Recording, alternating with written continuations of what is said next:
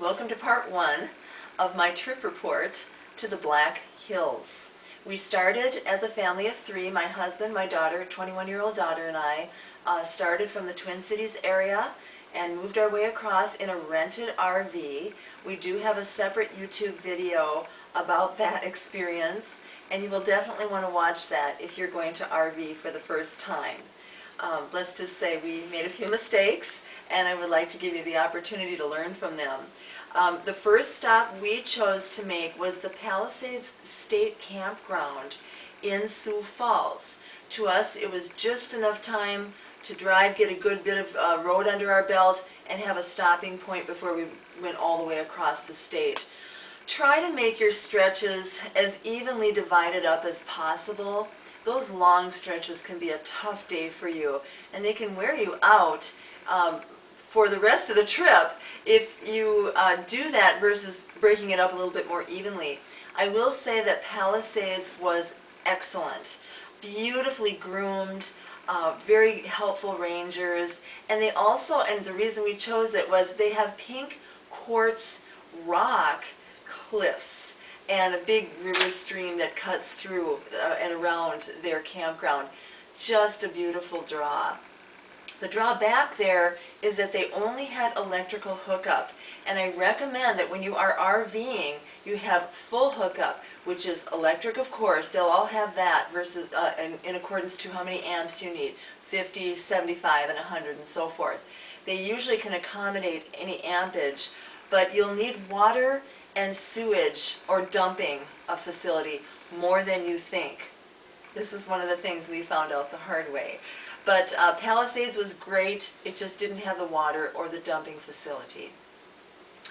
Next we stopped in Mitchell, South Dakota to see the world famous Corn Palace. It is quite spectacular. I'm sure you can go online and see pictures and pictures and pictures. They do actually change the outside every year. So they have big giant squares set all around the building with different pictures, and each picture is made out of corn husks, millet, the corn itself. It's amazing what these artists do. It's quite a remarkable sight, and it's definitely worth a pit stop. All right, excuse me here just a moment.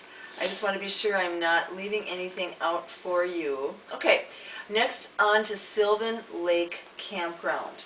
When we did get to the Black Hills, we had chosen to camp at Sylvan Lake, and we're really glad we did. This is virtually a campground that was set right into they're not actually mountains, but they feel like it when you're up so high. It was about 7,000 feet, and it goes higher than that, but we were at about the 7,000 feet mark.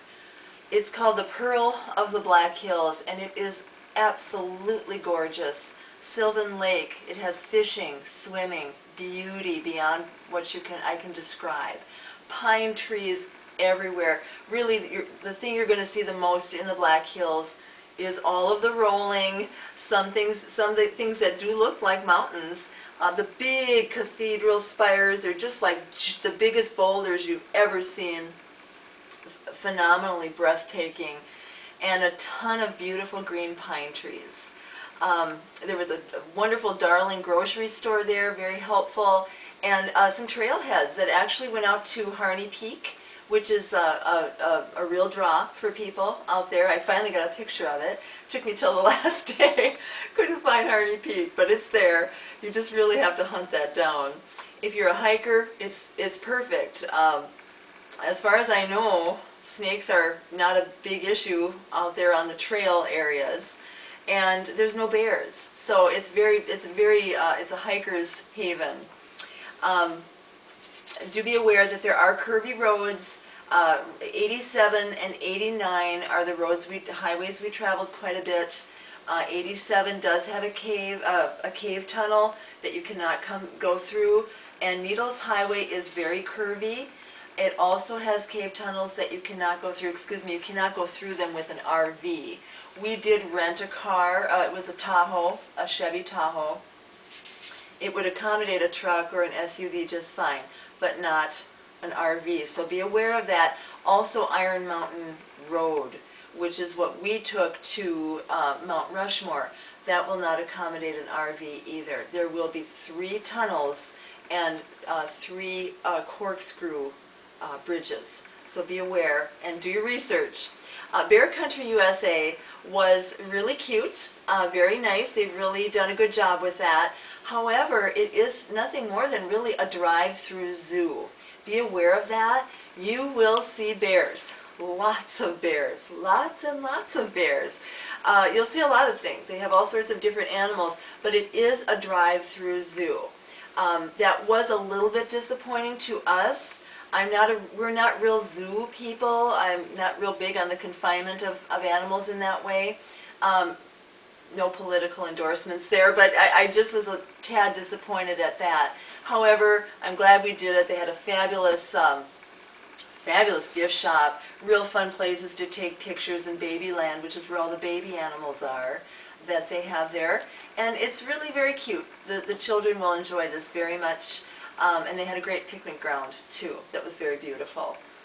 Custer State Park is where Sylvan Lake Campground is, and it's where everything is. There's a lot there. It's right butted up to the Black Hills National, or it's either National Park or State Park, so they kind of, you'll cross in and out of them as you're driving through. Take a cruise through there, again in a vehicle that is not an RV. We went to the southern part of it, and we're very refreshed to see buffalo in the wild that were not confined as we had seen the day before at Bear Country. Also prairie dogs galore, just adorable, just like little sausages all sitting up to look and see all these cars that go by. Again, we went in the off season, so we hardly had any traffic to contend with, and I can't recommend that enough. That took us down to the Wind Caves. The Jewel Caves and the Wind Caves both reside in this area. The Wind Caves just seem to be appealing to us, and it actually does have a little bit of wind. It's why they call it the Wind Caves. That's how they discovered it many, many years ago.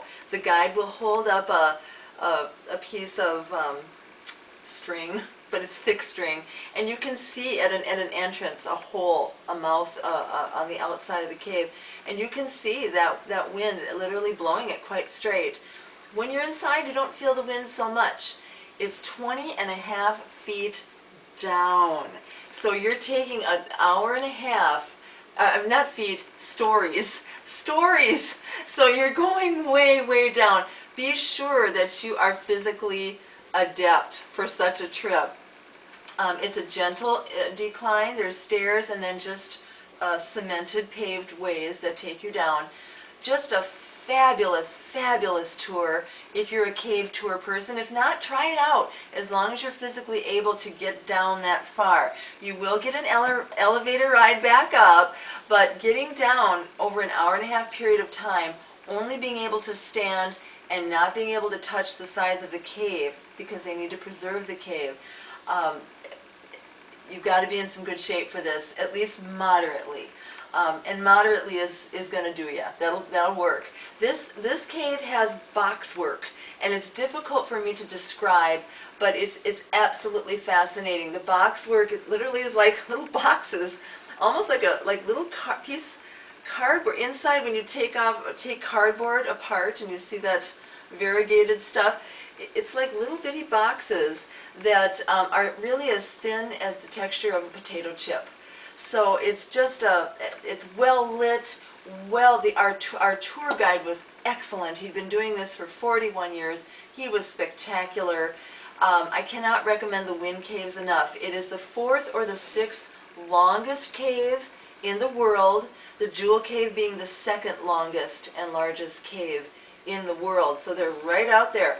The Badlands is out there too, but the Black Hills really does hold a lot of jewels for you, and people do come from all around the world to see it.